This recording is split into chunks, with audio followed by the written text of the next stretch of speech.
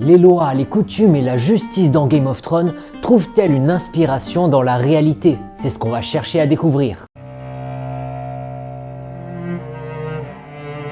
Retournons maintenant dans le monde de Game of Thrones et passons à un autre statut social, celui des femmes. Même si celles-ci sont issues de la noblesse, elles n'ont pas les mêmes droits que les hommes. Par exemple, une femme ne peut hériter que si tous ses frères sont morts et que ceux-ci n'ont laissé aucun héritier. Mais il est vrai qu'on trouve une exception au sein de la péninsule de Dorne qui met les femmes et les hommes sur un même pied d'égalité. Une femme peut par ailleurs être nommée reine régente si l'héritier est trop jeune ou s'il est infirme ou inapte à remplir ses devoirs. Dans le monde réel, comme vous le savez sûrement, cette préférence masculine pour ce qui est de l'héritage et la possibilité pour les femmes d'être reines régentes se retrouve à différentes époques et à différents endroits. Venons-en maintenant aux enfants illégitimes qu'on nomme les bâtards. Dans Game of Thrones, les bâtards qui ont été reconnus par leurs parents nobles peuvent prendre un surnom qui varie en fonction de la région dans laquelle ils sont nés. Par exemple, est affecté à ceux du Nord le surnom Snow, ou encore Rivers à ceux de Riverlands. Les bâtards ne peuvent dans Game of Thrones pas hériter, sauf s'ils sont légitimés par le roi et que ceux-ci les autorisent à prendre le surnom noble de leur père. Et cette remarque relative à l'héritage se retrouve également dans la réalité. On peut par exemple évoquer le cas d'Henri IV, roi de France et de Navarre entre la fin du XVIe et le début du XVIIe siècle, qui souhaita légitimer ses enfants César, Henriette et Alexandre afin de leur permettre de recevoir des dons et des bienfaits, d'hériter et de transmettre, de tenir état, charge et dignité, et ainsi de soutenir l'honneur de la maison dont ils étaient issus. Dans Game of Thrones, un bâtard qui a été reconnu est techniquement membre de la haute naissance, un highborn. Il peut alors jouir de droits dont les roturiers ne peuvent pas bénéficier. Mais à l'inverse, celui qui n'a pas été reconnu par son père noble est à l'égal des roturiers, comme par exemple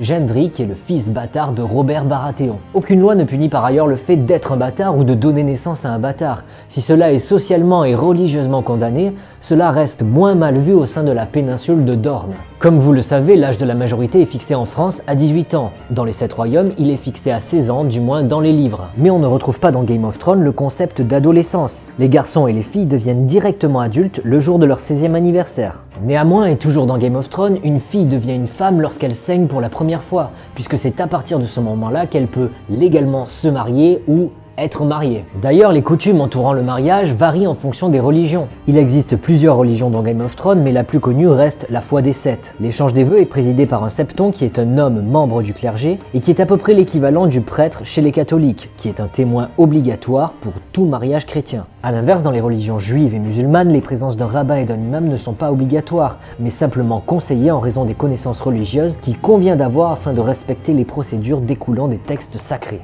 Dans Game of Thrones, tout comme dans la réalité, il existe par ailleurs des contrats de mariage. Dans la réalité, ces contrats ont plus pour but de protéger le patrimoine financier des époux, alors que dans Game of Thrones, au sein des familles nobles, l'objectif premier est de créer des alliances politiques. Et cette logique des alliances politiques se retrouve de façon explicite dans l'histoire. On peut par exemple citer le cas de l'empereur Napoléon Bonaparte, qui en 1810 se marie avec Marie-Louise, la fille de l'empereur d'Autriche à la suite de la guerre qui opposa les deux pays et dont la France sortit victorieuse. Les coutumes qui entourent le mariage dans Game of Thrones comprennent également une partie relative à la consommation de celui-ci. Cette consommation est d'autant plus importante qu'en son absence, un mariage peut être annulé. Est-ce qu'une fois de plus, l'auteur s'est inspiré de la réalité à propos de ce sujet-là? Eh bien, il semble plutôt que oui, puisqu'en 1490, le pape Innocent VIII a pu annuler le mariage de Anne de Bretagne, duchesse de Bretagne et comtesse de Montfort, et de Maximilien de Habsbourg, ou Maximilien Ier, à ce moment-là duc de Bourgogne et surtout roi du Saint-Empire romain germanique.